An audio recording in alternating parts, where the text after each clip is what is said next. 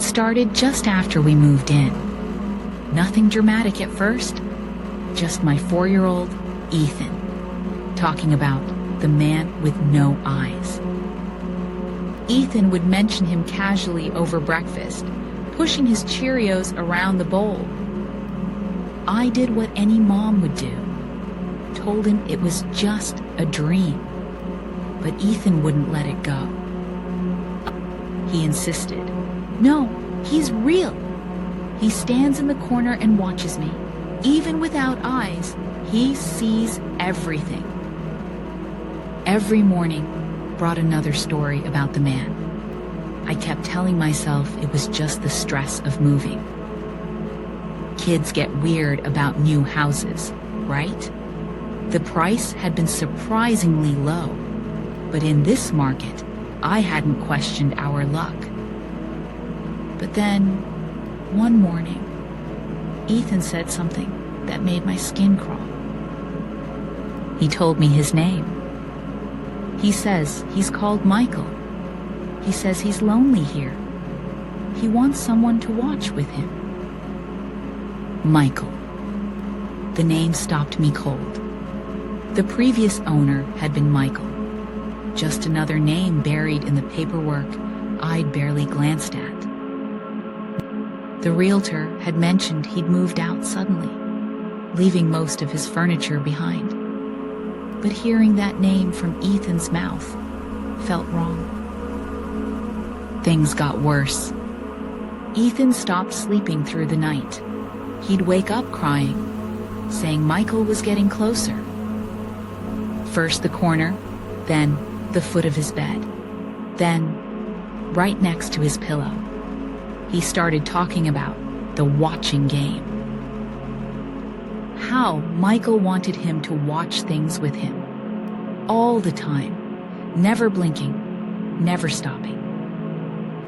One night, I couldn't take it anymore. I waited outside his door after bedtime, listening. At 3 a.m., I heard him. Please don't come closer. I don't want to play the watching game anymore." His voice was so small. I burst in and hit the lights. Ethan was huddled against his headboard, tears running down his face, staring at the corner by his toy chest. "He's still there," he whimpered, grabbing my nightgown. "He doesn't like the light, but he's still there. I can see where his eyes should be. He says, if I keep watching with him, I'll see everything too." I called the realtor the next morning. To hell with the mortgage. We needed out.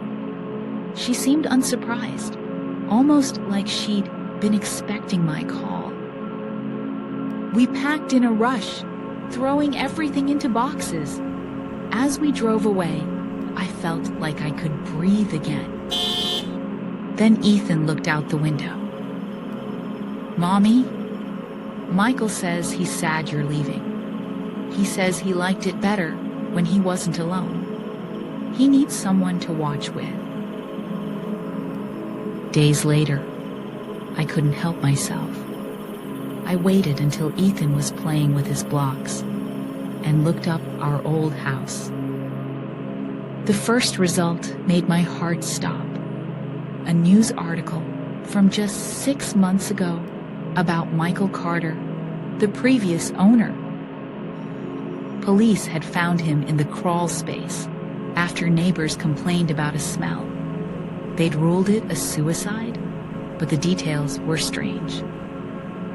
He'd been a night security guard at an art gallery, and his final log entry mentioned learning to see everything and watching without eyes. They found him surrounded by photographs of people sleeping, watching, always watching. His body was mutilated, especially his eyes. In his final note, he wrote about achieving true sight and needing to share it with others. I slammed the laptop shut, but the damage was done. I must have made some sound because Ethan looked up at me then. His smile was different. Wrong. Michael says we're his new family now, Ethan whispered, still smiling that awful smile. He followed us here because he needs us to learn to watch like he does. He says, once you start watching, you can never stop. That night, I caught Ethan staring at me while I slept.